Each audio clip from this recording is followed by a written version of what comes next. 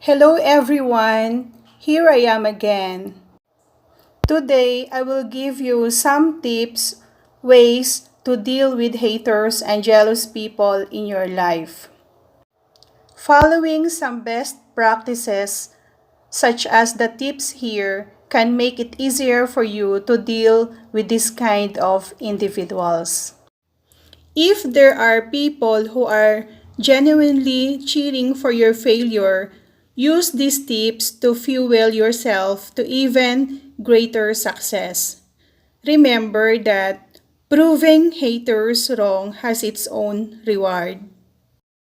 Number 1, considering removing the haters from your life. While we may have haters we're stuck with either permanently or temporarily, some haters can simply be removed from your life. If you have ever blocked someone on social media, you may have been surprised that how little you miss that person. Ask yourself this question: does this person fit into the life I have now? If the answer is no, don't feel obligated to keep them around. Believe it or not, they probably won't miss you any more than you will miss them. Number 2, try to empathize with haters. If you're dealing with hater in your family or work life, you may not be able to remove these people from your world. However, finding empathy in dealing with this kind of people can help both you and them. Remember that most haters or jealous people are insecure, and these individuals are in pain in many cases.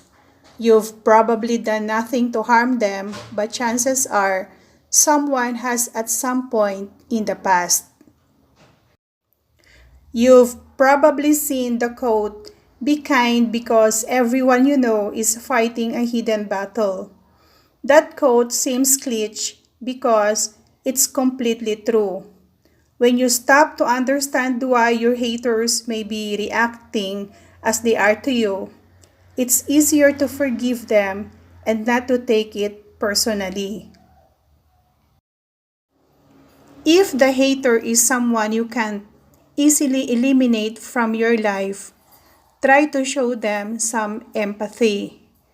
You can sit down with them and directly address the issue, or you can just be kind to them regardless of how they treat you. Number 3, disarm haters with kindness and positivity. Here is something that may surprise you. Haters may not realize that they're haters. Remember that haters constantly feel a lot of negative emotions, and their insecurity is the root of this. When you respond to haters with kindness and positivity, it can disarm them. Have you ever heard the phrase, "kill them with kindness"? When you respond to negativity with a positive attitude, the result can sometimes be a bit magical. Haters may not experience much kindness or positivity because they don't usually put a lot of good vibes out into the world. The majority of the people they launch envy attacks will respond to them in ways that are angry. If you are the person who disarms haters, it's not just good for you. It can also have a positive impact on haters' life. In short, be the bigger person. Here are some things you can do to disarm haters with positivity. Show them some love, give them compliment, offer them help in some ways, invite them out for dinner or happy hour, listen to them and encourage them to talk about themselves. We have no control over other people. However, we do have control over what we say and do. As needed, simply remind yourself that you can't change another person. All you can do is put your best out there and hope that it lands on someone who is receptive to it. Number 4, remind yourself that the only person you can change and control is yourself. Have you ever tried unsuccessfully to change something about yourself? We can change, but change is difficult and sometimes you have to try more than once to get it right. If this is challenging to change yourself, can you imagine how difficult or impossible to change other people? When people are jealous of you, it's because you're doing something they wish they could do themselves. We are seldom jealous of people who don't impress us. So, take it as a compliment if you can when someone is jealous of you. Number 5, get used to it and make yourself strong and firm. Here is somewhat disheartening fact. Haters and jealous people are always going to find you if you are a successful person. If you can become more comfortable with jealousy and envy from other people, you'll be less impacted when you encounter haters as you go about your business. Jealousy is a natural emotion and it can even be used as fuel to further our own ambitions and goals. Take a look at the people who make you feel jealous. What can you do to be more like them? Understanding your own jealousy of others can help you better understand people who are jealous of you. Most people who are jealous of you want one of these 3 things. Number 1, they want what you have. Or number 2, they want to be like you. Or number 3, they want you to fail so that they can feel better about themselves. If you are successful, you're going to encounter envy and jealousy constantly. It's best if you can get used to it and develop some strategies for dealing with it. Number 6, use your haters as fuel. Our haters are our motivators. Have you ever seen successful people say this? Use your haters. Do it in a right way, in a positive way, as a motivators, as a fuel. It's not just successful people who are the victims of haters. In some cases, you may be trying to improve your life and find yourself constantly being dragged down by people who don't want you to see you soar. When this happens, these people feel insecurity and fear. Jealousy is just the emotion that's living on the surface. At their core, haters and jealous people are afraid that you will outgrow them and leave them behind. If you are experiencing this from the people in your life, you have 2 choices. Number 1, bring the haters and jealous people along with you in your journey to success. You can do this by being a positive influence in their lives. Number 2, leave them behind if they cannot grow. Number 7.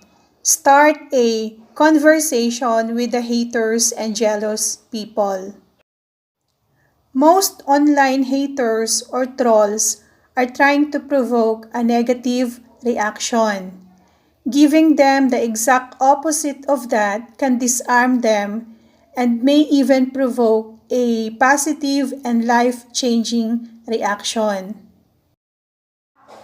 The reason this is effective is that it makes the hater feel heard. Remember that haters are insecure at their core. Essentially, they feel helpless in many ways. So, when you acknowledge them and react something positive in their way, it can diffuse the anger that comes as a result of their insecurity. This can work in real life situations. If a workplace hater gives a sarcastic joke, you can try to respond with a positive joke. Another approach is to thank the hater. If someone says something negative about you, you can always respond with, "Thank you for the feedback. I'll use this to improve myself." They won't be expecting that, and it may lead to a more extensive conversation. Number 8. Be grateful instead of reactional. When you're doing big things in your life, the jealous people and haters are always going to find you. Remind yourself that haters are approaching you because you are successful. It's rare for unsuccessful people to have haters. When you receive hate from others, acknowledge to yourself that this is a response to the things you're doing well in your life. Practicing gratitude can really help you with dealing with haters. Just turn the hate and negativity around by being grateful for the success you've found and your ability to work hard towards your goal. Number 9. Check in with your feelings and your actions. The fact that you're listening to this article indicates that you're bothered by the haters and jealous people you've encountered. Being bothered is an uncomfortable feeling. Have you checked in with yourself to make sure you're okay? If you are feeling uncomfortable, practice self-love and remind yourself that you're following your own journey, not anyone else. One thing to keep in mind is that if everyone you know adores you, you probably aren't challenging yourself enough. Take heart in knowing that people hate you because you're changing and growing. Taking a few minutes or hours to love yourself can make all the difference in your emotional health. Number 10. Learn from the haters. There are times when haters say things that are true. Keep in mind that you're not perfect, and the haters will examine you deeply to find things wrong with you. This can be very powerful because haters will definitely notice our imperfections. Usually, the people who love us don't want to give us honest feedback because they don't want us to feel pain. You don't have to worry about that with the haters. They're never going to worry about hurting you. If you want to grow, take a look at what haters say about you. Is there any truth in what they're saying that can help you improve? Number 11. Block online haters and trolls. Have you ever experienced being attacked by someone online who you don't even know personally? Thanks to social media, our circles have grown, and that's not necessarily always a good thing. Usually, these online haters are hiding behind anonymous profiles. So, why should we allow them to affect even one moment of a single day? Even if they're interacting with you as themselves, you don't have to tolerate them. The block button or delete button is your friend when it comes to online haters. In most cases, these people are trolls who are hoping to get a reaction from you. Don't indulge them. Just block them and take a few minutes to relax and release the anxiety they cause you. Then, go on about your day. It can be a challenge to remove negative family members or coworkers from our lives. However, in the online world, you have full control over who is in your circle. My final thoughts on how to deal with haters and jealous people. Now that you have some effective techniques for how to deal with haters and jealous people, you'll be well on your way to enjoying your success and continued growth without someone trying to rain on your parade. You work hard and deserve to be praised without having simple-minded people distract from that. I hope this article can help you in your journey. Until here, God bless and Ti Chao.